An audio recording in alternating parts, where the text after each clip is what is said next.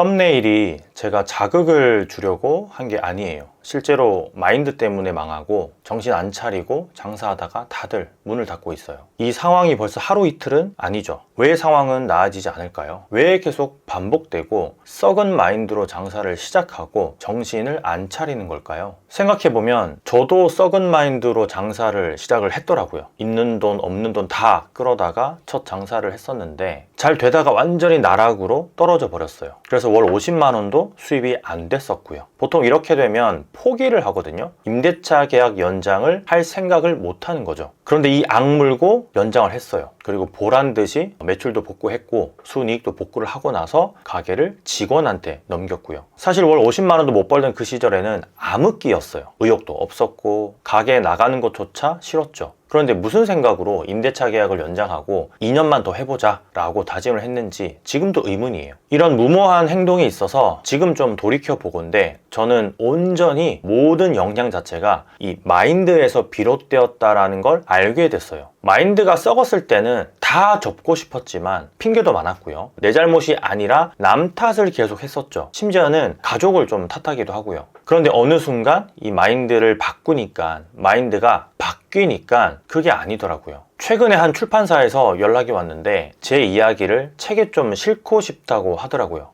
그래서 무슨 내용을 좀 싣고 싶은데요? 라고 여쭤보니까 실패했다가 다시 성공한 그 이야기를 짤막하게 넣고 싶다는 얘기였어요. 지금 여기 보시면 이 책이 제 스토리가 아주 일부분 들어간 책인데요. 제목이 백만장자 알고리즘입니다. 책 제목은 개인적으로 크게 와닿는 그런 제목은 아닌데 제 이야기가 실리기도 했고 또 출판사에서 보내줘서 한번 읽어봤거든요. 그런데 제가 이제 장사하면서 가졌던 여러 가지 마인드 그리고 사업을 하면서 매번 다시금 마음속으로 되새기는 그런 중요한 이야기들이 들어있더라고요. 백만장자 알고리즘. 백만장자 100명의 성공 법칙이라고 이제 되어 있는데 그러니까 백만장자라면 우리나라 돈으로 한 14억 부자랑 동일한 거예요. 요즘 14억은 부자로 좀 안 쳐주기도 하거든요. 왜냐하면 서울의 집값이 워낙 이제 올랐으니까. 그런데 좀 웃기는 게 저는 1억도 없었던 시절에 백만장자 자체를 우습게 봤었어요. 1억도 없으면서 14억 부자는 부자가 아니다라고 생각을 했었던 거죠. 부자는 순자산으로 적어도 한 수백억은 있어야 한다고 생각을 했었거든요.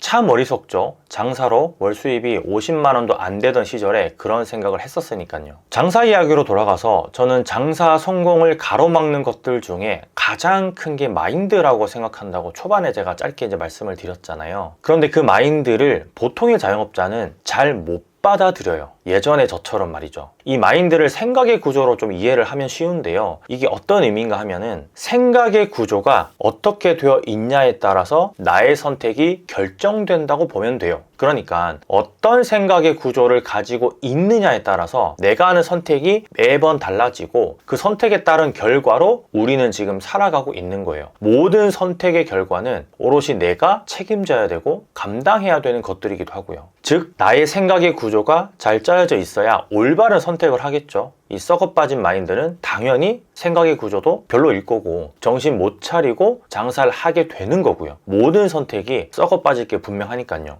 이 백만장자 알고리즘에 이런 대목이 있어요. 주도적 자세. 이게 어떤 의미인가 하면요. 주체적인 삶을 살아가느냐 아니면 남에 의해서 물 흘러가는 대로 그냥 살아가느냐 이 차이를 설명하는 거예요. 역시나 마인드와 아주 깊게 연관이 있는 거고요. 제가 장사가 꼬꾸라졌을 때 상기를 해보면 주도적이지 않았어요. 그냥 운이 좋아서 처음에 잘 됐던 거더라고요. 그런데 그걸 몰랐어요. 저는 운이 좋았다라는 거를. 당연히 저는 장사가 가게의 문을 열면 그냥 잘 되는 건 줄 알았어요. 당연히 손님이 오고 매출이 일어나는 건 줄 알았어요. 그런데 그게 절대 아니었고 장사는 원래 안 되는 게 기본 값인데 그걸 몰랐던 거죠. 다들 장사가 왜 안 될까요? 안 될까요? 라고 이제 묻는데 장사는 원래 기본값이 안 되는 걸로 생각을 하시면 돼요. 그걸 잘 되게 하는 게 내 실력이고 능력이고 최종적으로는 마인드 컨트롤인 거죠. 저는 초반에 확실히 운이 좋았던 거예요. 결국은 나락을 그렇게 해서 갔다 왔고 뒤늦게 돌이켜보니까 주도적이지 않았던 제 자신이 있었어요.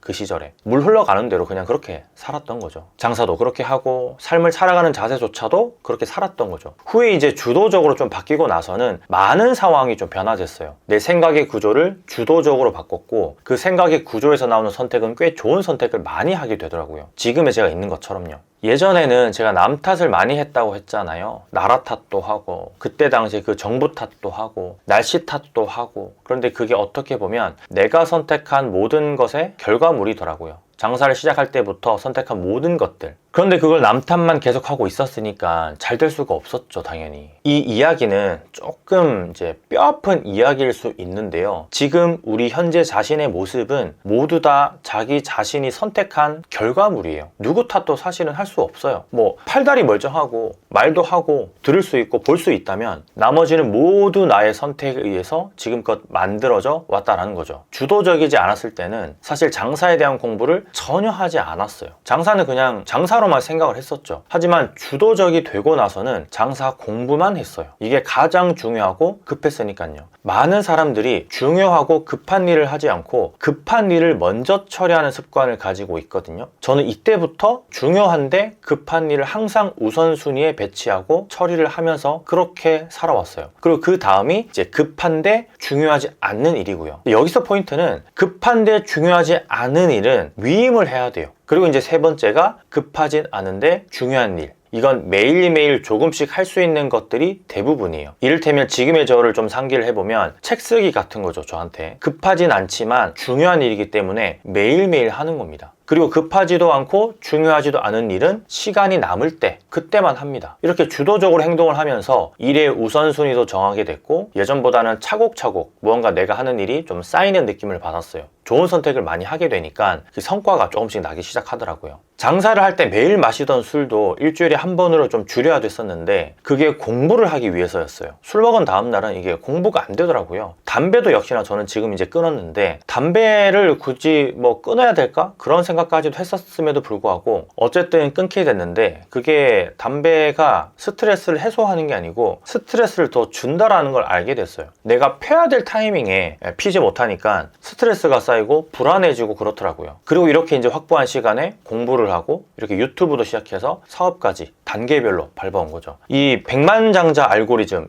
이 책에 이 내용들이 좀 모두 담겨 있는데요. 이거를 읽으면서 제가 거쳐왔던 이 과정이 대부분 나와 있어서 좀 놀라웠습니다. 저는 그때 당시에 뭐 알고리즘을 알았다기보다는 이 마인드를 고쳐먹고 행동에 옮겼던 것 뿐이거든요. 근데 이런 내용들을 제가 진작에 알았더라면 조금 더 빠르게 성장을 했겠죠. 돌아가지 않고 좀 직진으로 그렇게 좀 빨리 왔겠죠. 우리가 장사에서 중요한 게 다들 뭐 상권이다, 아이템이다, 타이밍이다, 맛이다, 뭐 서비스다, 가격이다 5만 가지 이야기를 하잖아요. 그런데 있잖아요. 정말 재밌게도 다 안 좋아도 마인드 하나로 꿋꿋이 장사 잘해오고 있는 분들이 많아요. 이 백만장자 알고리즘에 나오는 성공 알고리즘을 알고 장사를 해서 그런 게 아니겠죠. 당연히 그분들은 그걸 모를 겁니다. 이 책을 읽어보지 않았기 때문에. 하지만 마인드가 좋아서 장사가 잘 되는 거라는 게 사실은 핵심이에요. 그런데 요즘은 얼마나 좋은 세상이에요. 이런 책들이 알고리즘까지 알려주니까 인생 가이드 같은 마인드 가이드가 있다는 게 참 좋은 세상이죠. 책으로 그런 걸 알 수 있다는 게. 이 마인드가 썩으면 절대 장사를 잘 할 수가 없어요. 마인드가 좋으려면 생각의 구조를 먼저 잘 짜야 되고요. 그 구조가 잘 짜여지면 마인드도 좋아져요. 그럼 올바른 선택을 많이 하게 되고 결국은 그 결과물이 좋아지는 거예요. 이제 진짜 정신을 안 차리면 다 망하거든요. 문 닫아야 돼요. 너무 어렵거든요. 지금 시장 자체가. 우리의 장사 성공을 가로막는 건 외부 탓도 물론 있겠지만 생각의 구조예요. 마인드, 나의 선택이에요. 그때의 나의 선택이 지금의 나를 만든 거라는 걸 인정을 해야 돼요. 지금부터는 생각의 구조를 좀 짜서 마인드를 좀 단단하게 한번 길러보세요. 그리고 좋은 선택을 하는 거예요. 매번. 그럼 분명히 나아질 거예요. 지금 이미 그렇게 해오고 있는 분들이 많거든요. 특히나 제 채널을 보시는 분들은 그렇게 하고 있는 경우가 진짜